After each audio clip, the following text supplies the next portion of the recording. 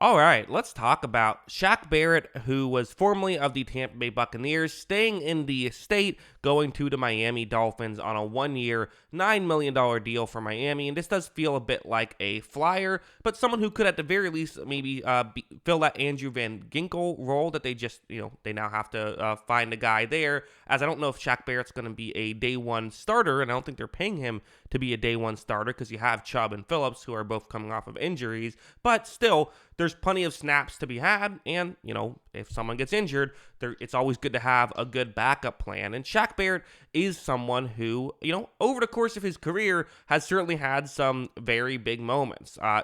Famously in 2019, he led the league in sacks with his 19.5 sack season, which was a very impressive season. The following year, maybe took a bit of a step back. He missed some playing time, only had 8 sacks, but that was in 2020, and he was, what he's probably best known for was his performance in the Super Bowl, chasing Mahomes around left and right every single, game. And while plenty of people can say, well, those were injured offensive linemen, they were 2 offensive linemen. Both tackles had started in the past, including Andrew Wiley, who started in the Super Bowl that the Chiefs won against the Eagles. So definitely deserves a lot of credit for his performance there. Had another 10-sack season after that, but since then, in the past 2 years, just 7.5 sacks. Now, if you want to look at we'll just use PFF grades for a quick example. You see that his overall PFF grades have taken a bit of a hit. There's no denying that for sure. Now, his coverage grade is way down, which is like, hey, you don't really care about that if you're Miami. You're getting him to be a pass rusher, and his pass rush grade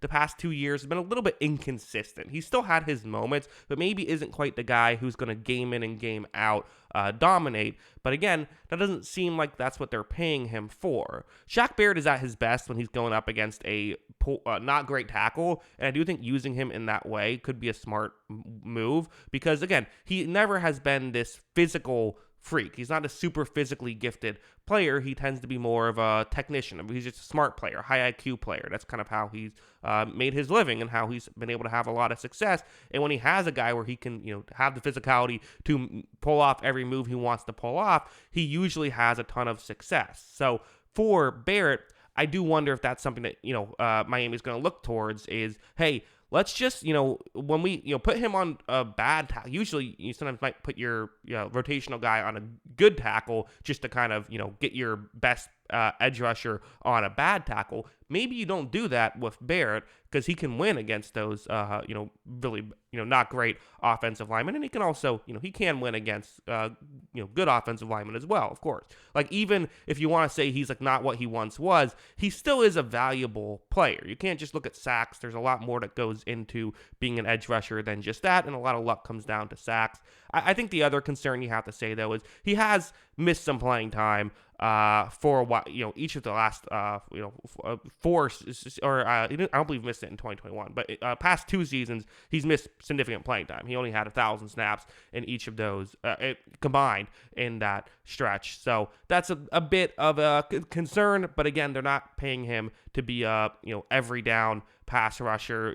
They're paying him to be a rotational guy. He should be a very good rotational guy for $9 million. So yeah, those are my thoughts. What are yours? Let me know in the comments below. Always love hearing from you. And of course, as always, thanks for watching.